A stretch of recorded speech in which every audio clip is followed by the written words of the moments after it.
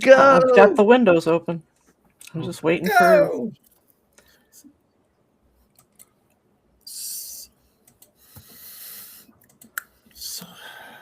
God, I need to stop. There's the chat. I'm still not even seeing it. Neither am I. Yeah, it's up. Now it is. Yeah, it's up. It's up. And there's only one person. So. Hi, one person. Well, no, Wait, there's let me ask. six, so. But I suspect we'll have more people. So. Oh yeah, we're up to 7. Wait, why am I not seeing it? Okay. By the way, I'm gonna just as an interesting sub note. I have had a conversation with the developer of Stream.place, which is one of the other places that I'm streaming this session for. And the reason Streamplace is cool is because it's AT protocol enabled, which means it integrates seamlessly with Blue Sky. So I think Blue Sky is going to embrace this go live concept or live session concept with other services by extending the AT protocol to do that. It's interesting. It's very interesting. By the way, I have to share a minor detail is that yesterday I watched somebody drink an entire bottle of magnesium citrate. I've done it. I have to take a lot of colonoscopies, so yeah. I'm not familiar. It's disgusting. It'll make you shit. It'll make you shit everything out of your body. Magnesium citrate will essentially clear the highway utterly. Right. That's one way to put it. Yeah. That magnesium citrate will clear the highway all the way. It's like the Drano for human digestive tract. Yeah, like the worst part about a colonoscopy is the prep. Like it's horrible, but and magnesium citrate is one of the parts about it. The citrate is citrate is definitely that's the goat as far as handling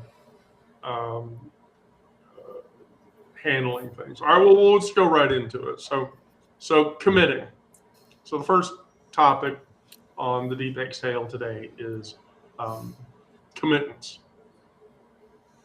And so the quote that leads into this is the Alice Walker quote. It says, the most common way people give up their power is by thinking they don't have any. Now, I know going into this week and watching Alex Pretty get gunned down in cold blood on a Minnesota street by 9 ICE thugs makes you feel like you're completely powerless. But I want you to think about something when you feel that way. So Walker hits it square. The invisible theft we commit against ourselves. Because,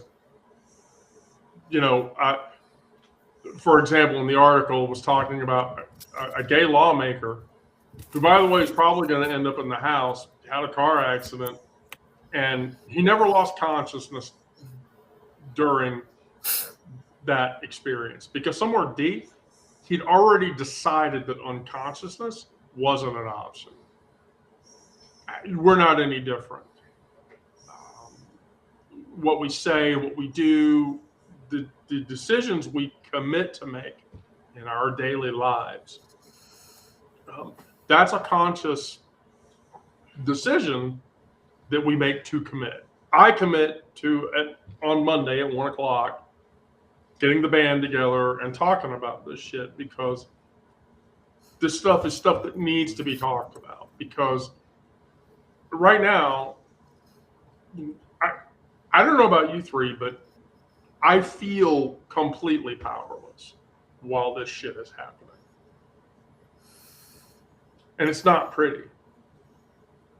And here's the thing that I want you to remember when you think about that. Your power isn't in controlling what happens to you.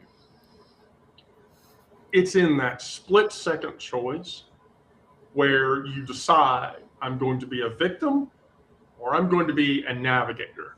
So we talked about the 90-10 rule.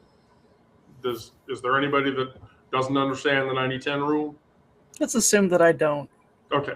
So the 90-10 rule says 10% is punch, the slur, the rigged system, whoever's angry at you, and 90% is whether you stay down or you run for fucking Congress because you're tired of it. 90% is the action. The 10% is the whatever the fuck it is. But here's the thing. That 90% belongs to you. It doesn't belong to anybody else. So how do you practice that? The question is, how do we harness that? Yeah, exactly. Notice today when you're about to give away power to somebody and don't do it. The moment that says that I can't or I shouldn't or who am I to do X? Why should I bother with Y? Stop yourself and breathe and ask, what would I do if I knew I had the power, and then do whatever the fuck that is? Even if you're scared, especially if you're scared, you should do it anyway. And that's the moral of Walker's statement that says the most common way people give up their powers by thinking they don't have any.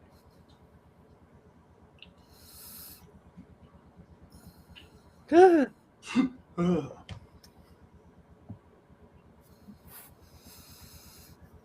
Yeah, in this situation you're talking about with what's going on, I think it is definitely difficult to feel like you have any power as an individual.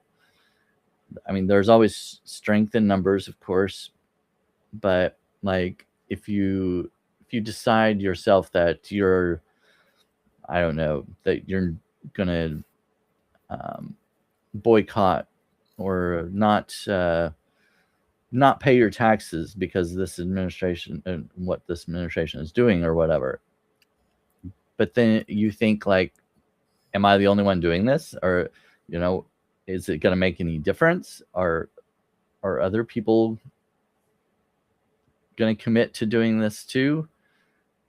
And that kind of puts doubt in your mind. It's like, is what I'm doing enough? Is it going to make any difference whatsoever? And that kind of makes you kind of brings you back down. And then there's a people pleasing aspect. If you're traditionally a people pleaser, you don't want to rock the boat, or you don't want to put yourself out there or bring too much attention to yourself or to your family if you have a family or loved ones, that because you've got to think about them too. Is what I'm doing going to affect them? And so, yeah, all these things play into your actions and your feeling of powerlessness. It's easy to feel that way. It's legit easy to feel like that you can do nothing. But you can do something. I mean, I think so, at least.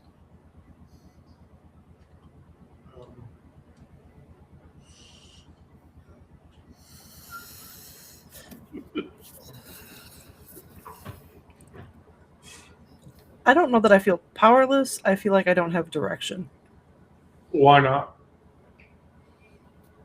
because I don't have an outlet for the rage that I feel. But to Brandon's point, in addition to like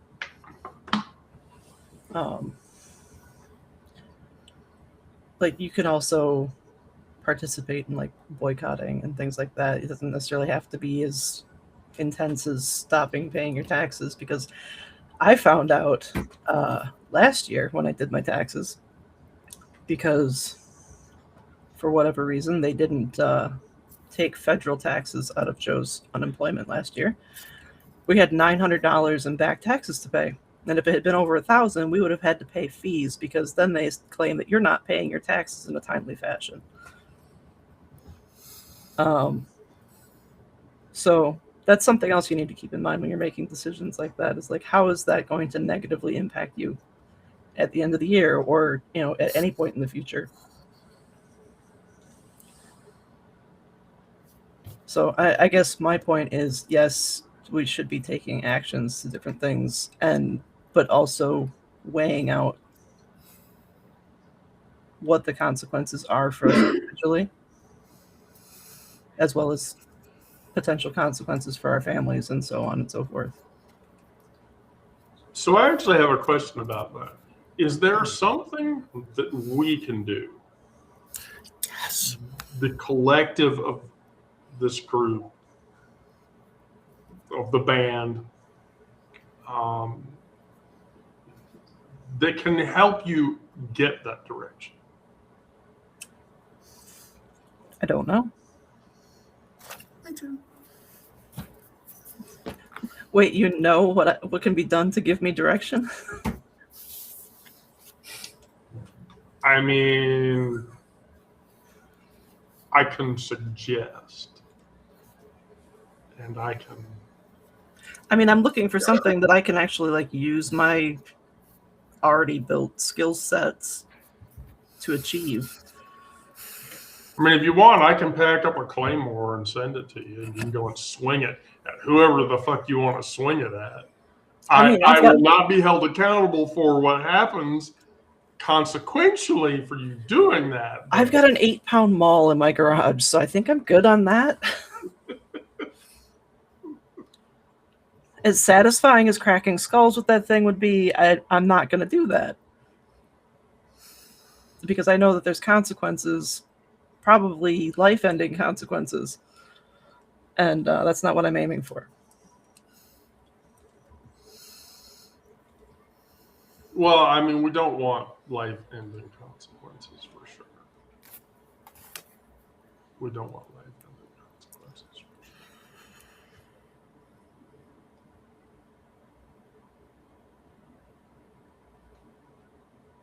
How long before she sees it?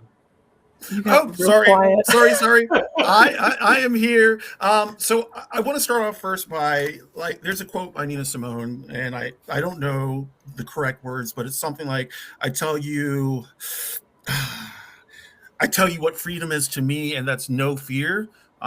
So that is the idea that I try to keep inside me. That doesn't mean I'm going to be on the front lines fighting physically. I am not there anymore. But I think as a collective and as artists, we channel our rage and our fear into art, writing, anything like that, painting, making music, making it revolutionary, speaking to what's going on now. Really working that angle. You know, there are going to be people who do this, people who do this, people who do that.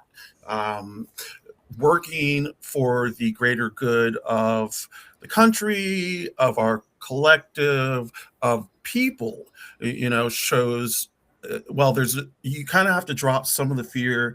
You kind of have to drop some of the, well, what's going to happen to me? And you know, there are people I know who have literally put their bodies on the line. And, you know, that's a scary proposition. And I'm not going to lie. I don't know that I could do that. There's a lot of negative energy that comes with that from other people and from outside sources. It makes you start to doubt yourself. Like, is this the right thing to do for me and my family, me and my friends, anyone associated with me?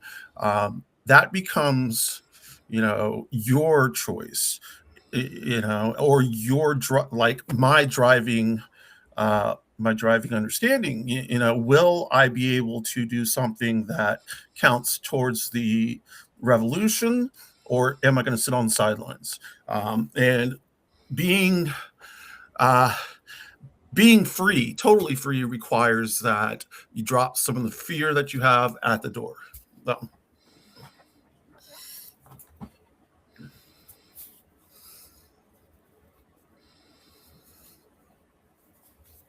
I mean, I agree on all of those points. The point is to make you aware of the fact that you have that power, and that you're able to utilize it. In Sarah's case, she doesn't know, she doesn't have that outlet. So that begs my question, where I say, can we help you to get to that point? Whatever the fuck that is. Because you have to understand that you have that, and you have the ability to use it, and you have the ability to express it. And so that led right into my Assata Shakur quote. Which, by the way, if you don't know who Assata Shakur is, she was a fugitive. She was a Black Panther member, and she was there at the crux time of equal rights in the 60s and 70s. And what she says is, it's our duty to fight for our freedom. It's our duty to win. We must love each other and we must support each other. We have nothing to lose but the chains that are attached to our body, but our chains. Now, of course, in Shakur's case, she was making a euphemism to slavery. But that euphemism exists even now, today. Be it being shoved into a closet, being told you can't get the care that you need, being told that you're going to be eradicated, being called a domestic terrorist because you're a gender variant person. Whatever capacity that is, or that you're an orientation variant person. But what Shakur understands in that statement is interconnection before there was even a thing called interconnection. So, for instance, the exemplification for that is Dylan Mulvaney stepping into a role on stage in the 6th theatrical performance. And all the right-wingers freaked out and said, no, fuck that. And all this other shit. But, when she did that, that carries every trans kid who can't afford tickets, every trans elder like myself, who, in many cases would never have survived to see it. Every scared teenager scrolling through TikTok at 2 a.m. looking for proof that they can survive. In Shakur's case, her shackles differ from the ones that we experience. But when bigots come for one queen, they're coming for all of us. Doesn't matter what your skin color is. Doesn't matter what your orientation is. Doesn't matter what your gender is. Doesn't even matter what your political leaning is. that isn't abstract solidarity. It's acknowledgement. The systems that are crushing us to test their methods on marginalized communities. Then they scale up. First, they came for trans health care. Then they came for abortion. Then they come for birth control. Then they start banning and burning books. Then they, burn the whole goddamn library down. Your freedom is tactical horseshit to them, and they'll use it. So what do? You put money, you put time, you put a platform behind people who struggle that you don't personally face or that you don't understand. Helping trans kids out, indigenous land backing movement, disability justice organizations. Hell, speaking out on social media about all of these things to stop that slavery from happening. Because in Shakur's case, it was segregation. Before that, it was actual slavery. And before that, it was something else. But society has shown progressively over time that all of those things that happen over time eventually get whisked away. Slavery was whisked away. Segregation was whisked away. Gay hate will get whisked away. It doesn't exist like it used to. And then trans hate will get whisked away. It just takes time. I hate quoting movies, but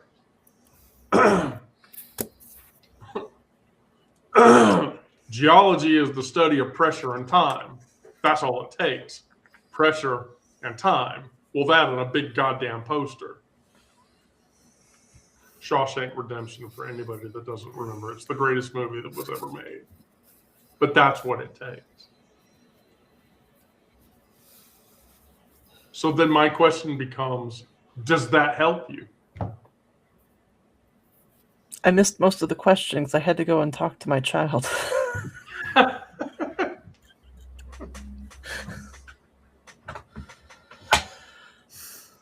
So I don't know if it helps me or not. If we tell you what you can do, does that help you? Even more specifically, do you feel trapped, chained, contained? That's an even broader question.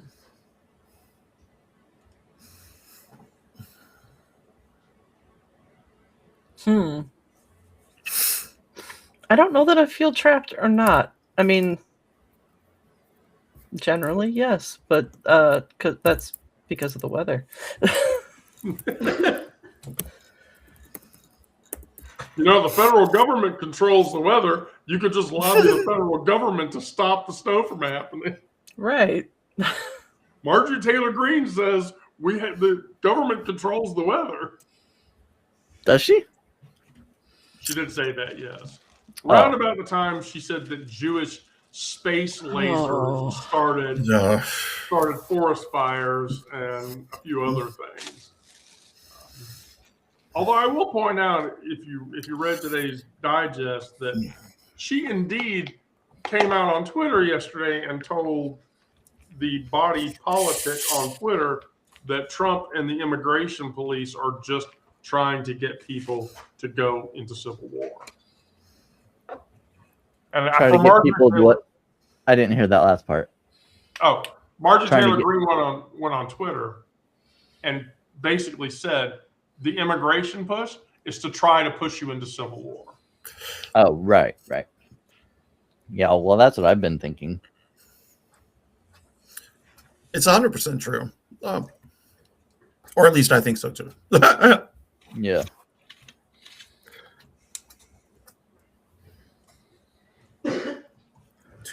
I don't know that I have formulated enough of a response to that yet. All right. Well, we'll come back to you, and we'll ask the life of the party. Oh Well, gosh. Well, let you me better ask you. switch it. So let me ask you, just as a posing question, Brandon. I mean, if you were forced to go back into the closet, would you do it?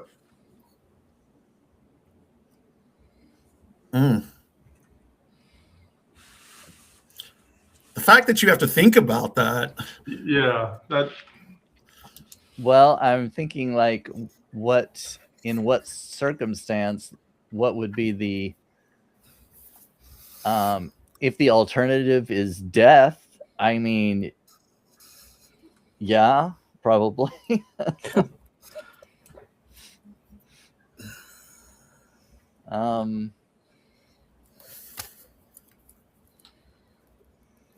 I don't know. I mean, I can't help but think about what would I have done if I were in Alex Preddy's place. Would I have done any differently than he did? I don't think so. Yeah. I really don't. And if that were true, I wouldn't be here right now. I'd be dead.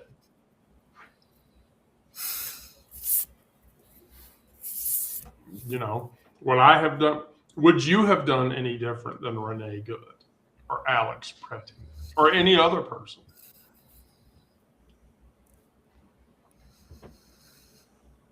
Yeah, I mean, standing up for somebody else is, I think, easier for me than standing up for myself. And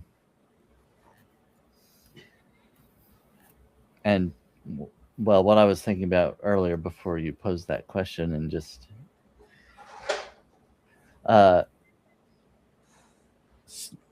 kind of going back to the strength in numbers thing, because they might be going after a certain group or whatever, but it's not going to stop there. It'll progress to other marginalized groups, communities.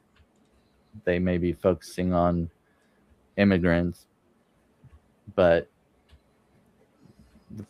it's going to expand to trans and gay, anybody in the LGBTQ plus community, and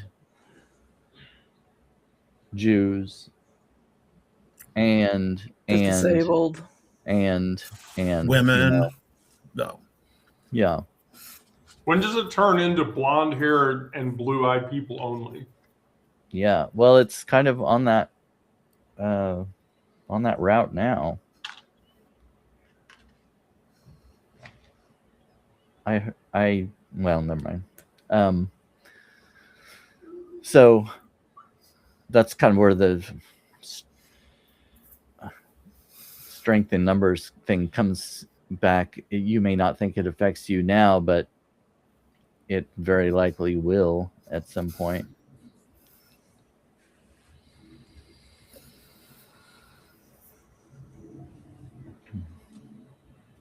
And that's hard. Yeah. It is. But I mean, as a community and organizing a community, we can achieve anything in those numbers.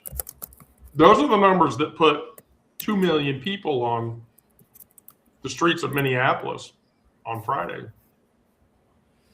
protesting the very thing that's going on. I want to point out, by the way, that apparently, Trump has said this on Truth Social. I'm not sure if it makes it true or not, but two things are happening. One, Tom Homan, the border czar, is headed to Minnesota, and then two, Trump has told Waltz that if via Pam Bondi that if Waltz hands over the voting rolls for the state of Minnesota, they'll pull ICE out entirely. I heard that one. So Yeah. why do they want to do that? Because they're going to lose the midterms. Mm-hmm. And they know it. And they want to invalidate votes. That's what's coming. But I don't think that Waltz is going to bend to that pressure. I don't. Oh, and going back to your question, sorry, Yes. before you,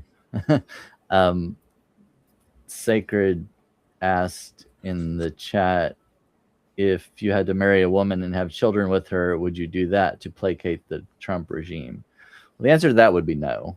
No.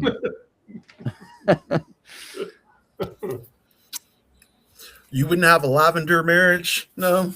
Okay. I'm sorry, that lavender shit, that was 1973. That's done. Right. It's not Right. happening again. Right.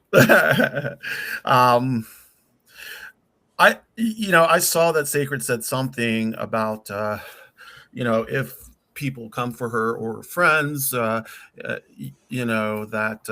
she wouldn't mind taking out a couple if she's going down, and that's how I feel, come for me or come for my friends, I expect to take people out if they're going to take me out. I'm 10 toes down on that. I'm not going back in the closet. I don't think anything can make me go back in the closet. I was in the closet for so long. I fought hard, both mentally and sometimes physically, to get where I am now. It was a struggle. My mental health took a big hit. All because of this. I can't go back. I just want to say another thing, and that slavery has not been abolished. It's just changed forms to the prison industrial complex. The amount of Black men imprisoned is extreme. And a lot of times they are working physical labor and not getting paid for it. Yeah, it's slavery. It's state sanctioned slavery. So, but yeah, as a collective, I think once again, we have to look out for each other, start making those bonds. It's just like me and Egg were talking a couple days ago. I live in an apartment complex, and there are a lot of people who ICE would want to yank out, including myself. So we are making it a point to meet everyone in our pod, so that we can be prepared if ICE happens to show up. We can let everyone know. We are going to now work together, and I think that's what it's going to take. Would I put myself in Pretty's shoes, or yeah, just helping people now? Would I like to be tackled by ICE and held down? And that probably was not on his mind either. His mind was just helping someone who had been pushed out. Yeah. I'm sure he wasn't thinking, yeah, he's going to get shot. I'm going to lose my life today for doing this. I don't think a lot of people go in saying, well, I'm going to lose my life and I'm going to do this anyway. I think it's a little bit more complicated than that. It's more of, for me, it's more of, let me try and do this without necessarily thinking I'm going to lose my life. And that may be a little short-sighted by me, a little privileged by me to think that I can't lose my life to this. The fact is, anybody can, and it's been proven already. So, well.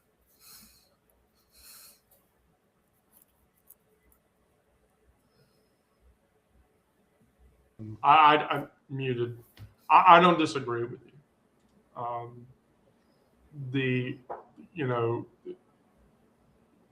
the point that you make about slavery hasn't been abolished, it just exists in another form. Economic slavery, judicial slavery, those are all just themselves reiterations of the same thing over and over again. But the thing that slavery proves, I hate saying this, but the thing that bigotry and slavery and hatred and discrimination, the thing that all four of those prove is that we exist. Which is why I pulled the Laverne Cox quote saying, I'm not a concept, I'm not a trend, I'm not some symbol, I am a person.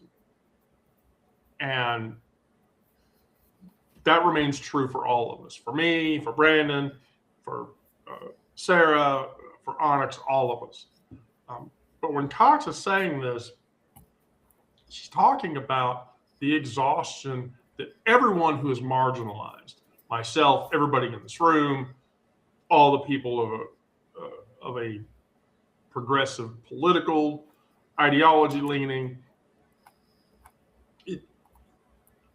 that's the feeling when your humanity becomes a hashtag.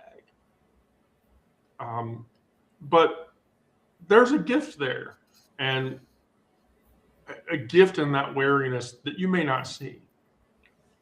And the fact of the matter is, they need us to be a symbol because my personhood scares them. They're afraid of it. My three-dimensional, contradictory, fuck-up making, joy experiencing, complicated personhood threatens their very existence, and they cannot let it go, and they don't want to, because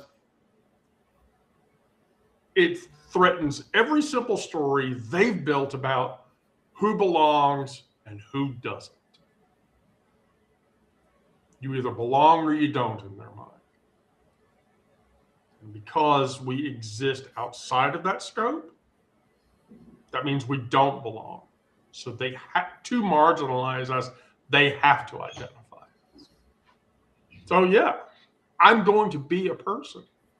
Messy, tired. I'm going to fuck up. I'm going to change my mind. I'm going to contradict myself. I'm going to contain multitudes. My personhood isn't the neat narrative that they need or that even they want.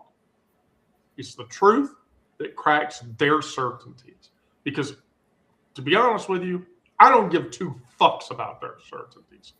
Their certainties can go fuck themselves. When Mulvaney steps onto a stage on Broadway as Anne Boleyn, that's a fucking miracle. She's not being symbolic. She's just being herself. She's being a person who almost gave up on theater, who got ripped up one side and down the other online for doing a goddamn beer ad. Which, by the way, pissed off the right-wingers so much that it caused Kid Rock to go out into his backyard, put a 24-pack of Bud Light on a pedestal, and then shoot it up with a fucking AK-47 just to make himself feel better about how he's never going to drink Bud Light ever again. But Mulvaney kept showing up, and she kept being the person that she is because, like the rest of us, she's just stubborn as hell. You know, the YouTube chat filling up, misgendering us and saying shit. I don't give a shit about that chat. Right. Fuck you. I'm 53 years old. I've had to put up with a lot of abuse. You're going to have to try a hell of a lot harder than telling me I'm a grown-ass man doing big things. You're going to have to try a hell of a lot harder. If that's what you've got, I've been hit harder by a girl.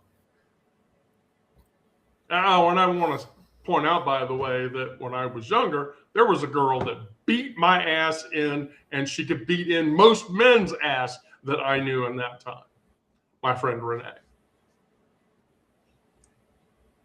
I've been hit by a 5-year-old harder than these fuckers in the YouTube chat that think that they can get me to twinge. What the fuck ever. So I tell myself this week, I notice when I'm performing symbol instead of just living as myself. When I'm being the good, my identity, and versus otherwise. And when all my fuck ups, come about that implies. I drop that performance. I just be a person. That's who I am. What the fuck else am I supposed to be?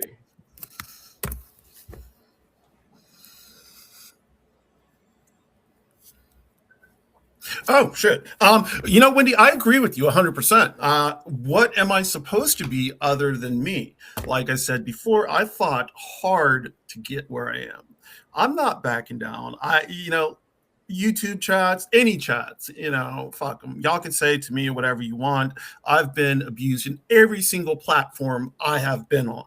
Racial abuse, gender abuse, all of it. So, I've heard it all before my entire life. And then when I came out, I've heard it since then. Nothing is going to change the way I believe. Nothing is going to change the way I see myself. And in that truth, I'm going to live, like they say, out loud, not proud. I know it sounds cheesy, but that is the truth. I will not allow anyone to take that from me. It's not going to happen. I feel like it's my responsibility to show up and show out so that other people who are a little bit unsure can see somebody and say, okay, yeah, I feel that way too. This is who I am. Maybe I can make that leap to come out. Maybe I can make that leap to be a whole person and to stand in front of the face of discrimination, racism, bigotry, prejudice, all of this. As queer people, that is what we stand up for. And as a Black queer person, that is also what I have to deal with. It's something that it's just intersections, and that's always what I'm clashing with. And that is something that people have tried to rob me of, but they can't. And I'm not going to let them. That's just the long and short of it.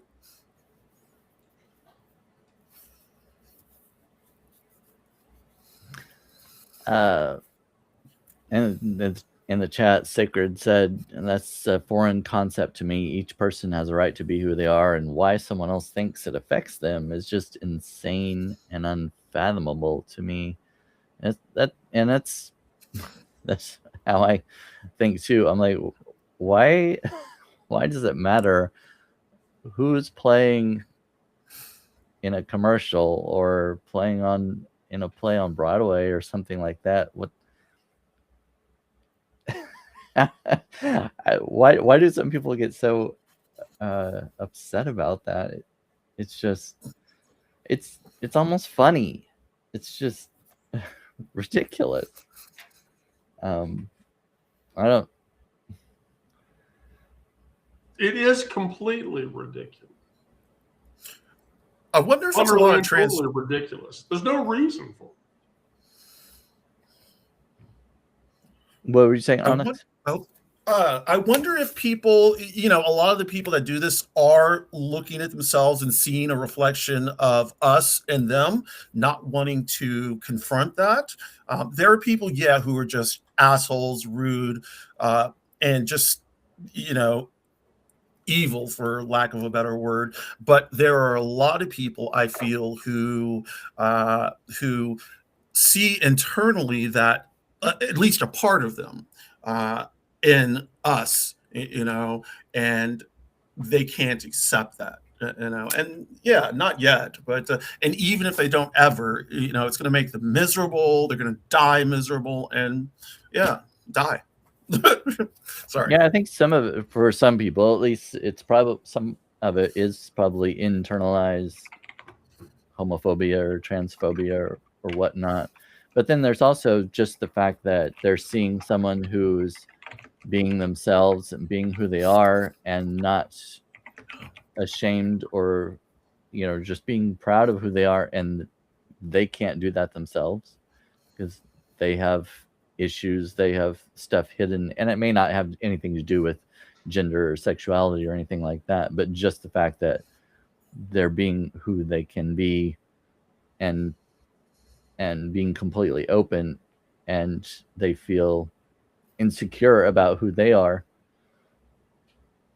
I don't know, that could be part of it too. So They feel threatened. I Yeah. hate to use this example, but it's a pretty good example of where this is the case. The vitriolic outspeak because somebody saw someone like us and saw themselves in us is Ted Haggard. Do we all know the story about Ted Haggard? I do not. Okay. All right. So let's break out Wikipedia for this one. But basically, what happened was this: so Ted Haggard was the pastor of a mega church, New Life Church, which was out in the Midwest. It's out in your neck of the woods, I think, Brandon. Likely. And so he had 20,000 congregants in that church body, and he was one of the more vitriolic anti-gay, anti-trans, anti everything but white Anglo-Saxon Protestant male. Well, it turned out in 2006 that he got caught smoking meth with a masseur whom he was having sex with. And so the church booted him out for being bi. And the delineation with Haggard was, I don't know that it was ever specified if he was gay or bi. I think it later came out that he was bi, and that's how he reconditioned himself, but he never fully recovered from the experience. Here in Atlanta, he's no longer, he's dead now, no longer with us, very popular megachurch pastor named Bishop Eddie Long. And Bishop Eddie Long was vitriolically anti-gay, anti-trans, anti-everything. And he was a person of color on top of that, which makes this even more wild. And then it came out that he, by the way, there's a YouTube, go look for this. Just search for Bishop Eddie Long and the word Torah.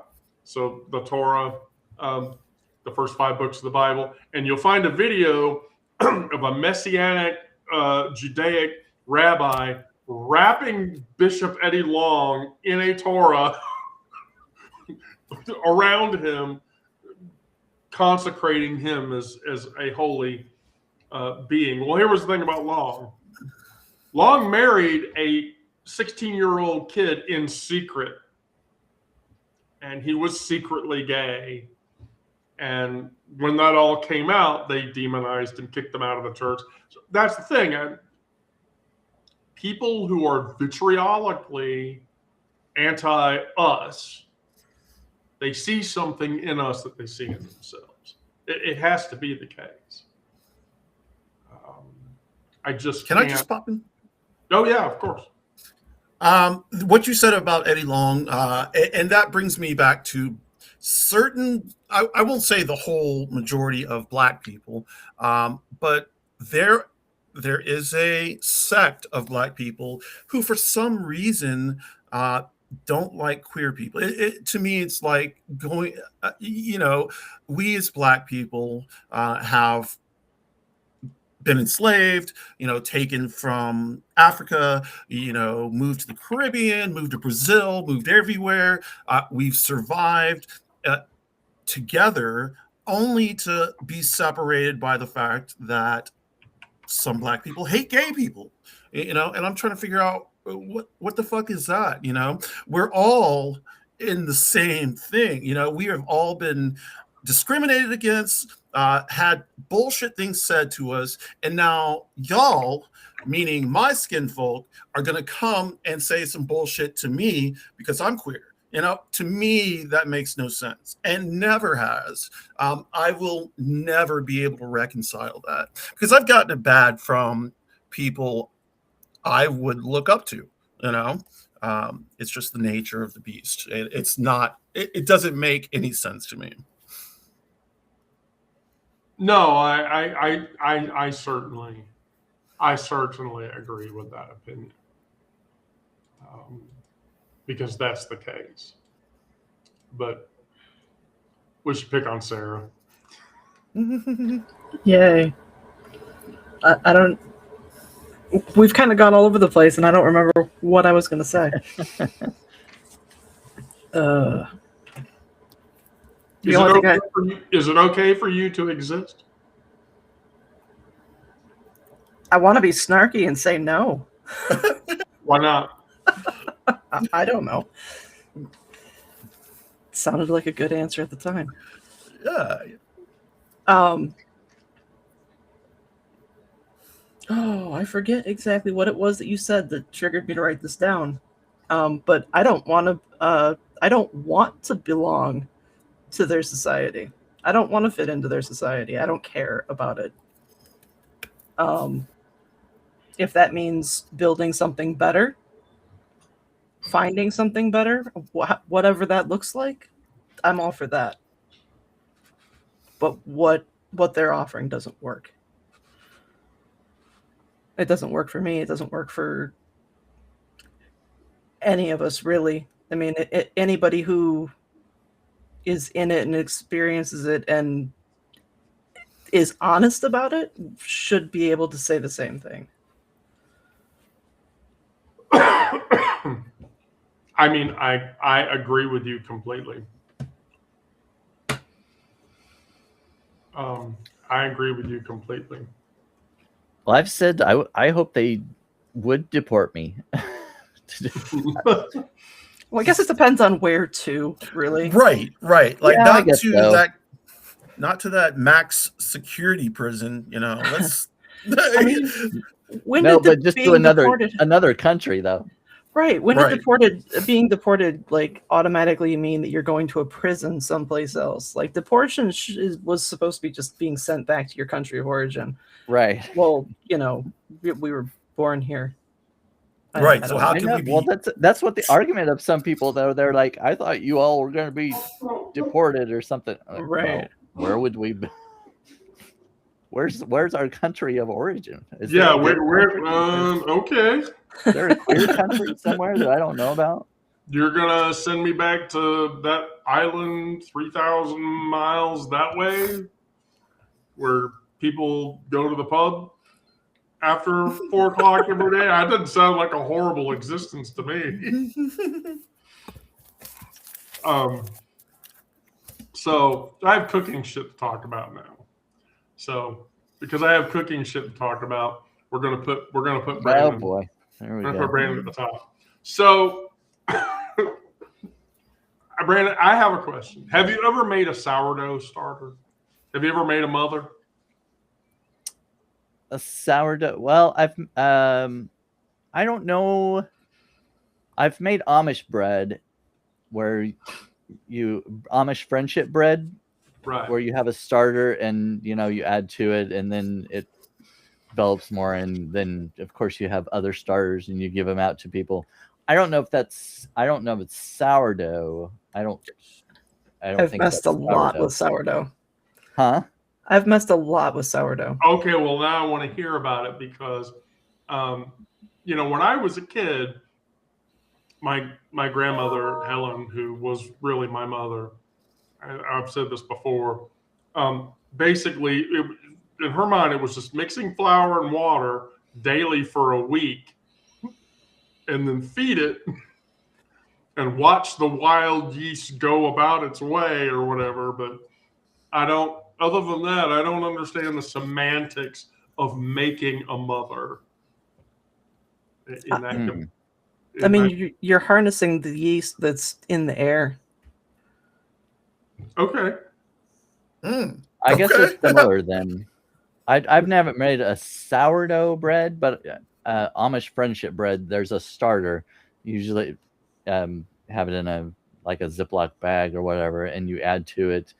And by the time you make it, you've got several other starters, and you're supposed to give them out to other people, and they start their own, and it's called Amish friendship bread because you're giving it out to your friends. And stuff. I've been given a couple of those, and they usually go bad before I can use them.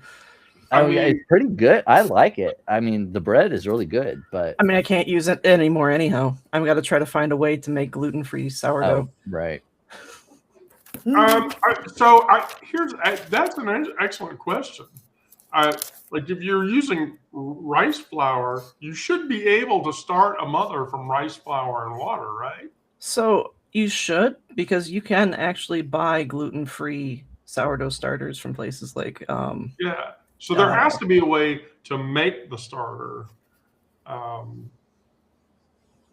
don't know what flour you would want to use for the best results. Yeah, I would oat flour. Can you eat oat flour, Sarah? Is oat flour okay or not? I don't know, because a lot of times oats are processed in the same places that wheat. Yeah, there's cross contamination. Right. All right.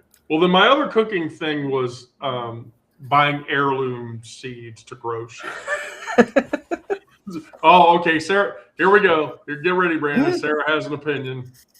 I don't have an opinion. I've got a collection. Oh, those are heirloom. Are you like the biker chick from the Fury Road movie? You have like this thing of heirloom seeds that you've collected. There's that one. Wow. And that one. Wow. And probably half of those are ones I've collected from my own garden. And those, what are those again? Seeds. Heirloom seeds. Okay. So Sarah, explain the heirloom seed concept for Brandon. I mean, an heirloom seed is something that's not going to have been like crossbred with other things, which isn't always the case anymore. But it's as close to like something that's not been genetically modified for aesthetics. So the tomatoes that you get in the grocery store, most of the time those aren't going to be heirloom. They're going to be like the nice, pretty, evenly red, round tomatoes that everybody wants to look at, and they present well on the plate. But you get, let me see if I can find a seed packet. Genetically modified organism stuff. Uh-huh. The heirloom tomatoes are usually like kind of have red and faded green, kind of variegated tie-dye almost. Yeah, because that's how tomatoes were meant to have existed before, beautiful vegetables took over. So I used to have, and I still have the seeds, but I don't think I've got the packet anymore. These tomatoes, they were called Black Beauties, and they were purple. And I like to joke that some of them, the ones that I grew, became mutants because they were literally like this big and like very bulbous, but they were delicious. Heirloom tomatoes are probably the most delicious thing, tomato-wise, that you'll ever taste good. So would you consider the purple ones to be independent instead of Republican or Democrat? Would they?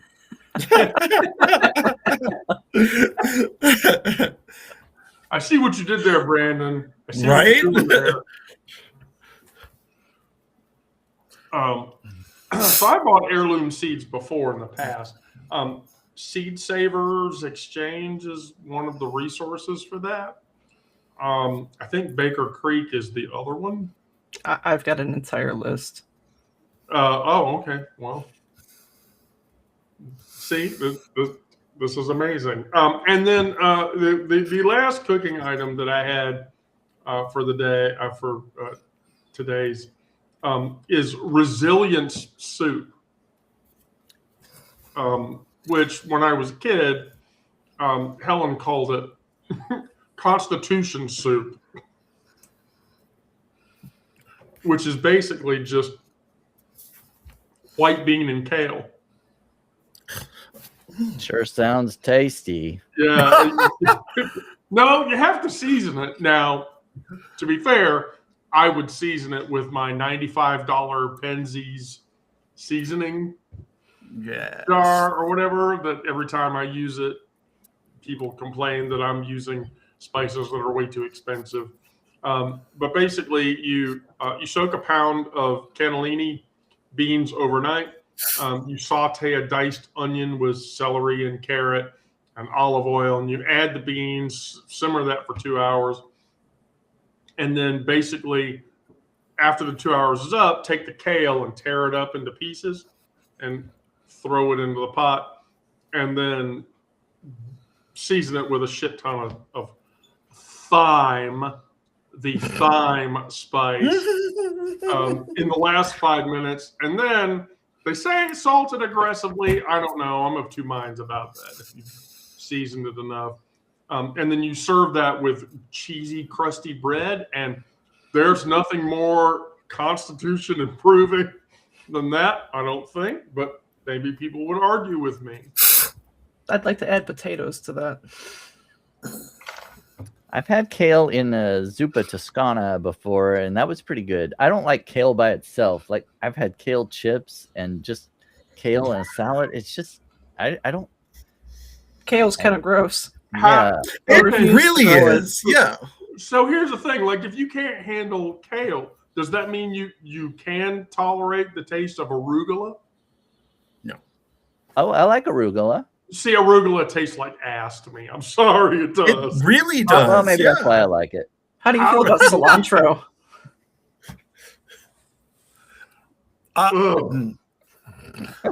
Cilantro tastes like soap.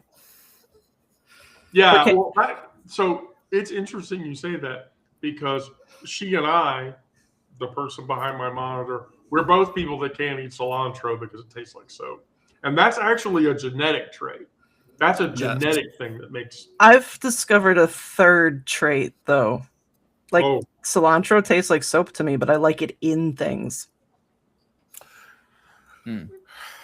Yeah. I'm shocked. Like, I can't eat it by itself. Like, I've eaten it straight out of the garden. But if I put it in salsa, yeah. I don't like too much of it in salsa. No. No, I love guacamole, except guacamole has cilantro in it. And so I mean, it can. It doesn't have to. At what point am I eating mashed up avocado, or is it guacamole? Does it have lemon juice and onion in it? That's how egg I being guess served. I've never made fresh guac before, so I can't attest to that. It's delicious. Hell, look, we're living in Trump's tariff world, so fucking avocados are expensive as shit. So Yeah. I really have to want avocados to buy one. I mean, I replaced mayonnaise in my chicken salad sandwiches with avocado. Yeah, you can replace mashed up avocado. You can use that as a butter replacement. Mm-hmm. And people have done that. I don't know. An avocado oil is a really nice oil to have. I don't know. It's got a really high smoke point. Yeah, like avocado oil and grapeseed oil smoke points are extremely high. So does that mean you can deep fry with those? I guess, right? That would take a lot of oil, though. Yeah, you'd have to use a shit ton of it, but I guess you could do it. But I can't use palm oil because that's not sourced. Yeah. Palm oil is not sourced ethically. Whenever I go to the grocery store and see people buying it, I'm like, oh. Wait, Okay. palm oil? Mhm. I've got palm oil, but it's from Nigeria, and I think it is ethically sourced. If you could prove that it's ethically, I can't prove it. Yeah, I mean, like, if you could prove that palm oil is ethically sourced, I would feel a little bit better about buying it, but not enough to buy it, in the store. Just Okay. no, not quite enough. It's definitely popular in Nigeria, and my spirituality is Nigeria spirituality, and I use it a lot, but not for cooking. I use it for Right. other things. It's actually pretty nasty. I've tasted it before. It stains everything yellow. It tastes really nasty to me. But yeah, I mean, to each their own, sure. You know, right. but well, that's all I had for today. Does anybody have anything to close with?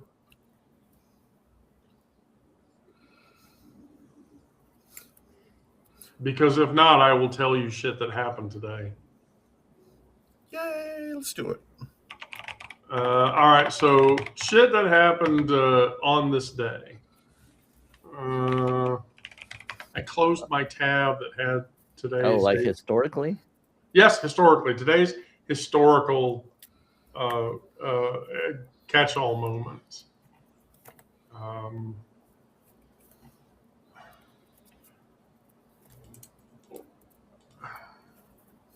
Yeah, here we go. No, don't do that. Back up. There we go. So today, in 1880, Douglas MacArthur was born. General Douglas MacArthur. Australia Day, which celebrates the British colonization, while indigenous people mark that day as Invasion Day. I didn't know Australia Day was a thing. Yeah, it is. Michigan was admitted as the 26th state in 1837. Sarah. That was before my time. Yeah, Indian Republic Day is today. The first Grammy Award ceremony happened today in 1959. Oh, And then today is the anniversary of Kobe Bryant, Gianna Bryant, and 7 others dying in a helicopter crash. I can't believe it's been that long. You know, Like 2020, yeah, it's been 5 years. Kobe Bryant is dead now, and that's very sad. wow. So, all right. Well, with that, I will close. Thank you, everybody that watched the show today. I really appreciate all of you that come and watch and listen to us talk about getting through all the shit that we're getting through.